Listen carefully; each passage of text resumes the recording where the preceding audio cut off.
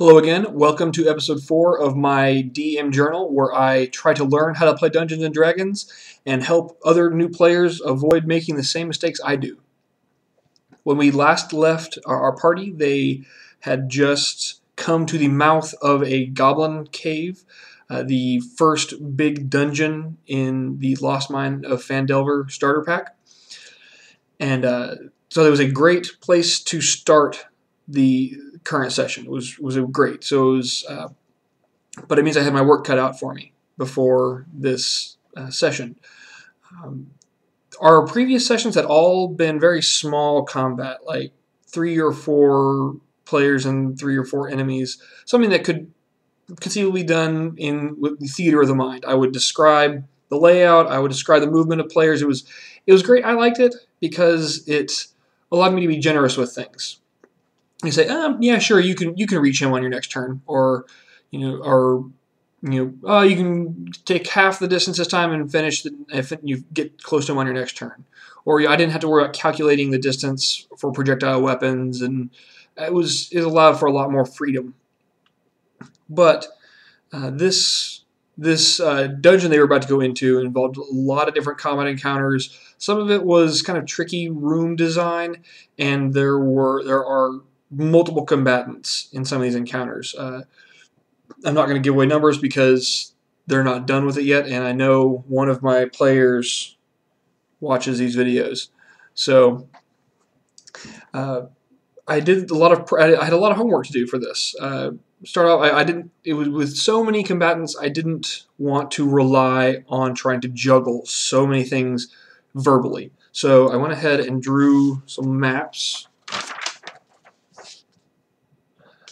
This one you can see, I actually had to alter this one mid-combat because as I've come to learn, players will do what you don't expect them to do. I originally only drew one room. I drew this big room here on the edge, but if you've played the starter pack, you know that there is a kind of a backdoor entrance, and of course the players use that. But they botched their stealth roll and alerted them. So now there's combat happening in 2 rooms that were supposed to be 2 separate rooms. So I'm having to redraw the map in the middle of combat. It was a lot of fun, but it was certainly challenging. I also took advice from, I think it's WASD 20, and made some very basic. I can't spring for minis, but I just got a pack of washers from Lowe's and printed off little tokens for the enemies and the party. I think they really seemed to appreciate it. They had I'd asked them the previous week for picture, kind of a reference picture like of their character, because most of them already had some in mind. I think they were really surprised when I busted the tokens and maps out. So I think it was a really, really nice. I think they really enjoyed having that. The way the game went, I really wanted to, since it was a combat-heavy thing and a lot less role play, I really tried to push the tempo on this one, and I'm glad I did. Our fighter was trying to get a little slimy there towards the end. He was trying to metagame things and think like, okay, well, if I use my second wind now, then we take a short rest, then I get a second wind before the next combat starts. And he's trying to see how many short rests he can squeeze out during a single dungeon. So it inspired me to push the tempo a little bit and really let him know that these multiple encounters, they can't just take breaks and recoup between every single combat encounter. That's not how D&D works. At least not in this edition. Let's see. Like I said, there was certainly an unexpected flow to the combat, but it was a lot of fun. The players liked, I think, having a break from having a change of pace. I mean, it's interesting. I've been reading online people talking about clearing this entire adventure, this entire campaign in 3, 4, 5 sessions. Here we are. We've had 3 3-hour sessions and 1 6-hour session, and our party hasn't even cleared the first dungeon yet, which doesn't bother me at all. We're all having a lot of fun. We're taking time. We're doing a lot of character building, a lot of team building stuff. We've had some false starts and had to backtrack a little bit, but everyone's having a lot of fun. So I'm not worried at all about our pace through the entire campaign. But this was certainly a pleasant change of pace from kind of the slow discussion stuff we've been doing previously. Like I mentioned at the beginning, the party did not get all the way through the dungeon, so they're going to have to go back and finish it off this time. Hopefully finish it during our next session. But it does bring me to kind of my learning points for this week. First off, social difficulty. Extra Credits did a series a while back on difficulty in MMOs, and one of the things they talked about was social difficulty. Like once you get the hang of mechanical difficulty in a game, playing multiplayer games is a lot more about the social challenges, and I think that's very true. Because like tonight, one of our players could not make it. Our monk could not be here. He was out of town, and our bard and our paladin both had previous engagements that they had to be at, so they were late. They couldn't get here till about 7:30, 7:45. And I didn't want to penalize. I'm not angry at them for having lives outside of the game, but it does present a challenge as far as resolving these things. Like I didn't penalize anybody this time. I'm going to give the monk full experience for these encounters, partially because he gave us plenty of heads up, and he's been very, very good about attending so far. And also, we actually did play on a different night this week. We have my church has a Bible school this week that I have to be at, and so we played on a night that I wasn't meeting. And so I wasn't gonna penalize him because we were playing on the wrong night. But I'm curious to hear y'all's thoughts about managing these difficulties. Unfortunately, our group can't run late. One of our players does have to be at work at 10 p.m. So we have a hard stop at 9:45. So it's one of the things. If we start late, we can't run late to compensate.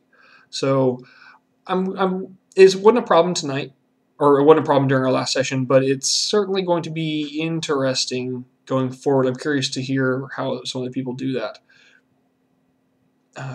Secondly, I'm curious about. We've started thinking ahead. Granted, our party is still level 1, and we have a lot of Lost Mine left to cover. But we've already started thinking ahead about what to do next. This was really good for whetting our appetite, showing us how fun D&D can be. So we really didn't have any kind of restrictions. I let people bring in. Some people brought in some homebrew or Unearthed Arcana backgrounds. Some folks did like Volos races and that kind of stuff, and this was just for us to have fun. And so I didn't want to impose any kind of restrictions and do any kind of managing. But I realized going forward, if I'm going to be, I'm interested in kind of homebrewing my own campaign setting. I'm not going to rewrite any mechanics or anything like that. But since it is a collaborative thing, I'm interested in building something that my players can contribute to, but something that's truly going to be ours. And so I'm going to have to do. So we're still months away from that. So I'm just in the pre-planning phases, trying to build this campaign setting, which I'm super excited about. So if y'all have any suggestions about that, I know I've been checking out the Reddits or the subreddits for world building and D&D behind the screen and some other D&D subreddits to kind of get ideas. My last learning point for this, it's one of those, I think I made a mistake, but I'm not sure. We had the local game shop does not run D&D. They don't do D&D, but there is they have a Facebook community for people who want to play D&D to kind of help them find games or stuff like that. And the guy posted on there that he was new to town and I was curious and looking for getting a game. I don't have any more room at my table. I'm having plenty of difficulty with 5 players and didn't want to try and add a 6th. So I said, I don't have room in my game, but I'd love to meet you and hang out with you, and you're welcome to come hang out with us while we during our game and see if this is, and you just get acquainted, maybe meet some folks, and until you find a game of your own. Indeed, he came and he had a lot of fun. Uh, I think it was in the end. In the end, I think it was best I didn't try to extend an invite to our table, because after talking to him, super cool guy, but I think our playing styles just don't mesh. He's very much a tinkerer, very much kind of, I think Matt Cole called like a mad scientist.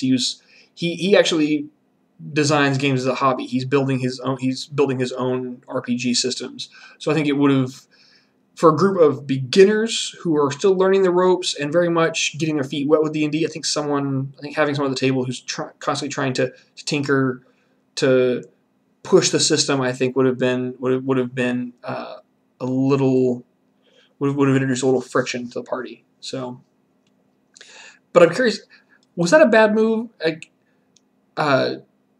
saying, "Hey, you can come watch us play, but you can't play." I was trying to be a generous host and kind of welcome the guy to town, and he said he had a good time with us. But it's kind of, I'm worried that it might have been a little cruel to say, "Hey, we're all playing D&D, but you can't join us." I don't know. I'd love to get y'all's thoughts on the matter.